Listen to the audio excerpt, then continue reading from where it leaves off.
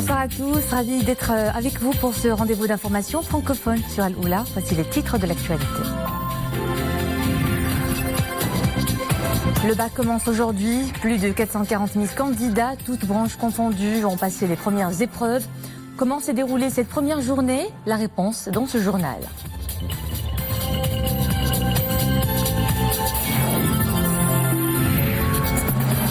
Finance, lancement des organismes de placement collectif immobilier. Les OPSI sont appelés à dynamiser le marché des capitaux pour qu'il puisse jouer pleinement son rôle de mobilisation de l'épargne et son allocation au profit de l'investissement. On prendra la direction du sud, à Ouarzazate. Nous découvrirons la Kasbah Talwat, un bijou architectural du XVIIIe siècle. Mais l'édifice est tombé en désuétude. Sa revalorisation est vivement sollicitée. Les examens du bac ont donc démarré ce matin. Plus de 441 000 candidats, toutes branches confondues, tentent de décrocher le précieux sésame. Parmi les nouveautés, cette année, la première promotion de candidats libres a passé l'examen national du bac professionnel et l'augmentation du nombre des candidats en situation de handicap qui bénéficient de procédures d'adaptation. Plus de données avec Mohamed El-Eshkar. Plus de 441 000 candidats passent les examens au titre de cette session. Les 3/4 sont scolarisés avec un total de plus de 332 000. Le quart correspond aux candidats libres avec un peu plus de 108 000. Les candidates, elles représentent 48% du total. Par pôle de branche, la majorité des candidats sont issus des filières scientifiques et techniques. Ceux des filières littéraires et originelles totalisent 187 383 candidats exactement. Quant au nombre des candidats dans les filières internationales, bac français et anglais, il atteint 5,66%. Pour ce qui est des candidats au baccalauréat professionnel, il a presque quadruplé par rapport à la session de l'année dernière pour se situer à 8 178. Les candidats au baccalauréat professionnel sont répartis sur 19 filières, dont le pôle professionnel commercial, le pôle professionnel industriel et le pôle professionnel des services. Parmi les nouveautés de cette année figure la première promotion de candidats libres à passer l'examen national normalisé du baccalauréat professionnel, dont le nombre s'élève à 729. Le nombre des candidats en situation de handicap qui bénéficient des procédures d'adaptation des examens a dépassé les 400, soit une hausse de 65% par rapport à l'année dernière. Au niveau des académies régionales d'éducation et de formation, 1500 centres d'examen, 350 centres de correction sont affectés dans les différentes directions provinciales. Les résultats de la session ordinaire du baccalauréat seront annoncés le 26 de ce mois, alors que la session de rattrapage se tiendra les 4, 5, 6 et 8 juillet, avec affichage des résultats le 13 du même mois. Et cette année encore, le dispositif anti-triche se déploie. Depuis son entrée en vigueur en 2016, la loi contre la fraude prévoit plusieurs sanctions. Un dispositif renforcé, nous le verrons dans ce reportage, dans l'un des centres d'examen de Casablanca. La région Casablanca-Stat compte d'ailleurs à elle seule le quart du nombre des candidats au niveau national. Sarah Katir. Les examens de la deuxième année du baccalauréat session en juin ont débuté sereinement aujourd'hui dans la région Casablanca-Stat. Et ils sont quelques 150 840 candidats, toutes branches confondues, à passer l'examen dans cette région cette année, dont 50,26% sont des filles. Un effectif qui représente 23% du total des candidats à l'échelle nationale. Cette session normale se passe dans de bonnes conditions. Tous les efforts ont été conjugués afin de garantir la bonne organisation de toutes les étapes de cet examen au niveau régional et national, tel ici au lycée Ibn al-Muaqit à Casablanca. À l'instar des années précédentes, des comités de veille et de suivi ont été mis sur pied au niveau provincial, régional et national afin d'assurer le suivi des procédures d'examen, de publier les données y afférentes et de favoriser, le cas échéant, une intervention immédiate. Heureusement, jusqu'à présent, on n'a enregistré aucun cas de fraude. Ceci est dû probablement à l'approche pédagogique adoptée consistant à sensibiliser les élèves quant aux problèmes qu'ils peuvent rencontrer en cas de tricherie. Les examens se déroulent dans 251 centres et la correction dans 85 centres. Et ils sont plus de 27 000 personnes à être chargées notamment de la surveillance et de la correction. Et ils vont veiller au bon déroulement des épreuves. À Genève, le chef du gouvernement conduit une importante délégation aux travaux de la 108e conférence internationale du travail qui coïncide avec le centenaire de l'Organisation internationale du travail. En marge de l'événement, Sadil Asmani s'est entretenu avec son homologue tunisien, Youssef Chahid, sur les moyens de renforcer la coopération entre Rabat et Tunis. L'accent a été mis sur l'importance pour les deux pays d'œuvrer pour hisser encore plus haut leurs relations bilatérales, notamment sur les plans économiques, de l'investissement et de la coopération entre les hommes d'affaires des deux pays. Et la conférence se penche 12 jours durant sur les profondes transformations en cours dans le monde du travail, la justice sociale, la violence et le harcèlement au milieu professionnel, ainsi que sur la déclaration du centenaire sur l'importance des travaux. Écoutons Hicham Zouanas, président de la commission des relations sociales à la CGEM.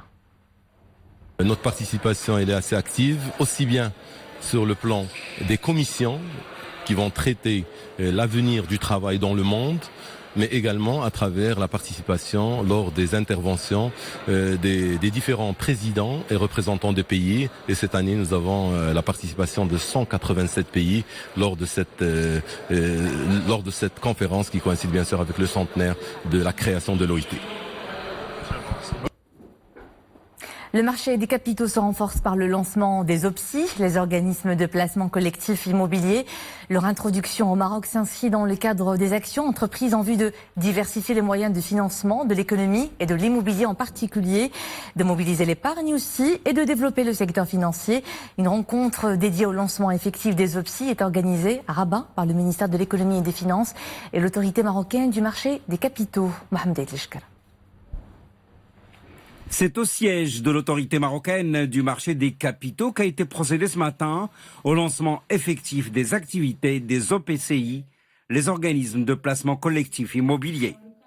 Devant les professionnels, la présidente de cette autorité rassure, pour ce nouveau produit innovant, les acteurs du marché seront accompagnés dans le déploiement de la nouvelle activité. Nous sommes, disons, le premier pays dans les régions à lancer les OPCI et le troisième en Afrique. Ça reste des produits innovants pour lesquels il faut vraiment un cadre sécurisé, très réglementé, pour lesquels vraiment le ministère de l'économie et des finances, la direction du Trésor et tout l'écosystème, donc avec aussi l'autorité marocaine du marché des capitaux, a œuvré longtemps pour offrir ce cadre sécurisé et ces nouveaux types de placements. Ouvrant les travaux de cette rencontre, le ministre de l'économie et des finances a notamment insisté sur les objectifs de la mise en place du cadre juridique et réglementaire régissant les activités de placement collectif dans l'immobilier au Maroc. Un investissement plus sûr, mais un investissement évidemment qui se présente de manière différente et qui permet donc à tous les épargnants de pouvoir faire du placement en fonction de leur épargne dans l'immobilier. Les caractéristiques intrinsèques des organismes de placement collectif immobilier, les OPCI, et les règles strictes les régissant font de ce nouveau produit un placement moderne et de qualité à fort potentiel, un produit qui offre un cadre favorable à l'investissement collectif dans l'immobilier professionnel et qui présente des perspectives de développement très importantes. L'actualité internationale dominée par ce nouveau carnage au Mali. Une centaine de civils tués dans le village d'Ougon, situé dans la région de Mopti, au centre du pays. Une région déchirée par un conflit intercommunautaire de plus en plus meurtrier. Dans la nuit, les assaillants arrivés à moto ont piégé des maisons avant de les incendier. Toute personne qui tentait de fuir était abattue. La tuerie n'a pas été revendiquée dans ce village qui compte 300 habitants. La capitale soudanaise Khartoum toujours au ralenti, au 3e jour de désobéissance civile. Les commerces sont fermés et les rues quasi désertes. Les meneurs de la contestation ont accentué la pression sur le Conseil militaire de transition. Ils comptent publier prochainement la composition de leur propre instance dirigeante, la principale pierre d'achoppement dans leurs négociations avec les généraux. 13 jours après le naufrage à Budapest d'un bateau d'excursion transportant des touristes sud-coréens, les secouristes hongrois sont parvenus à sortir l'épave de l'eau. Une étape décisive pour comprendre le déroulement de ce drame qui a fait 28 morts et disparus. Outre la découverte des 4 nouveaux corps, l'extraction de l'épave, qui apparaît très endommagée au niveau de la poupe, doit permettre aux enquêteurs de mieux comprendre comment s'est produite la collision. Bruxelles maintenant et ce rendez-vous de récompense de la diaspora africaine à l'étranger. African Lion Awards a dévoilé son palmarès dans la capitale fédérale belge. Une cérémonie qui célèbre l'excellence, le génie et la créativité. Au top du podium, nos compatriotes résidant à l'étranger. Le Maroc a en effet remporté le prix de la première communauté de l'année. C'est une correspondance de nos envoyés spéciaux à Bruxelles. Hussein Henchawi Din Sabir, le commentaire est de Zakaria Mokibila. C'est la consécration pour Aïcha Bacha, journaliste marocaine et doctorante en sciences politiques. Installée en Belgique et active dans le travail associatif, elle décroche le prix du modèle inspirant lors de la 2e édition de l'African Lion Awards. J'ai présenté un projet pour la défense des droits de la femme et comment lui donner les moyens efficaces pour connaître ses responsabilités et favoriser son indépendance économique et sociale.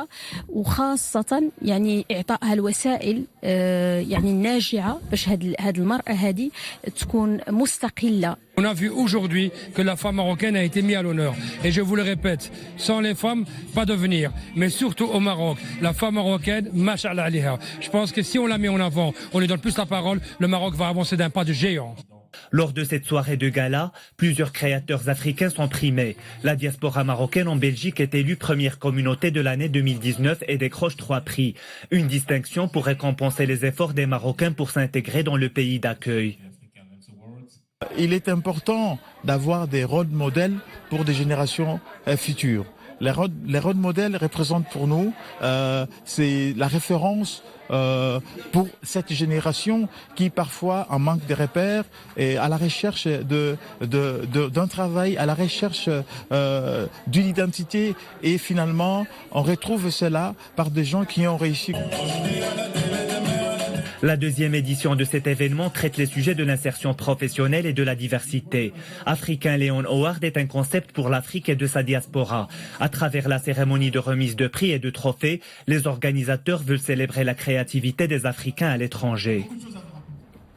À un peu plus d'une semaine du grand début de la Coupe d'Afrique des Nations en Égypte, Hervé Renard officialise sa liste des 23 joueurs qui vont tenter d'acquérir le titre. Parmi les recalés, Amin Harit et Ayoub El Kabi. Pour le reste, les Benatia, Belhendazi, Chou Bouffel sont tous là. Le meilleur buteur 2019, Abdelrazak Hamdallah, fait partie de l'aventure. Oussama Idrissi fait également partie des plans d'Hervé Renard pour renforcer l'attaque.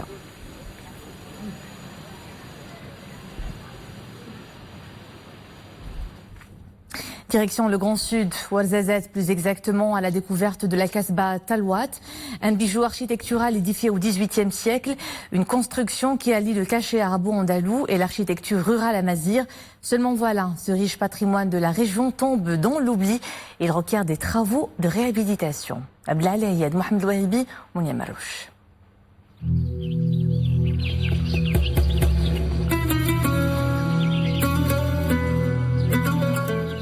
Nichée dans les montagnes du Haut-Atlas depuis le XVIIIe siècle, cette majestueuse forteresse domine encore le village de Tselhuit, un village parcouru par plusieurs caravanes marchandes qui avaient contribué à sa prospérité et à celle des habitants de la Kasbah.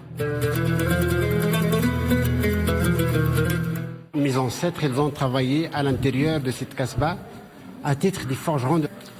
Or, cette Kasbah, elle recèle différents éléments d'ordre architectural. L'élément berbère, la terre, la paille, la végétation. L'élément pierre, c'est oriental. et voyons à présent l'élément hispano-mauresque. Alors, plus qu'une kasbah, c'était une institution d'ordre fiscal, de temps que les caravanes passaient par Tilouat, et donc c'est un centre fiscal. Alors, plus qu'une kasbah, plus qu'une institution, aujourd'hui, pour nous, c'est un pôle économique, touristique, et c'est le portrait de nos ancêtres. Ces demeures en pisé témoignent de la dextérité de 300 maîtres artisans qui avaient travaillé pendant 3 ans dans la décoration de ce monument hors du temps.